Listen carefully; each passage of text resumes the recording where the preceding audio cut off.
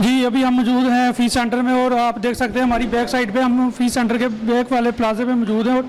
आग ने चारों तरफ अपनी लपेट में लिया हुआ है इस सेंटर को और कोई ऐसी शॉप नहीं है जो आग की लपेट में ना हो। और इधर तकरीबन कोई 40 से 50 करोड़ का अब तक नुकसान हो चुका हुआ है। लम्हा ब लम्हा हम आपको रिपोर्ट देते रहेंगे। 6 बजे शॉर्ट सर्किट की वजह से आग लगी और 2 बजे का टाइम हो गया है, आग पे काबू नहीं पाया गया और हम तकरीबन तब से लेके अब तक इसी पॉइंट पे मौजूद हैं और देख रहे हैं कि फायर ब्रिगेड भी अपना काम जिम्मेदारी से निभा रही है, लेकिन अभी तक इस आग पे काबू नहीं पाया गया और हम आपको बताएंगे कि इस सिलसिले में आगे क्या रद्द अमल हो सकता है।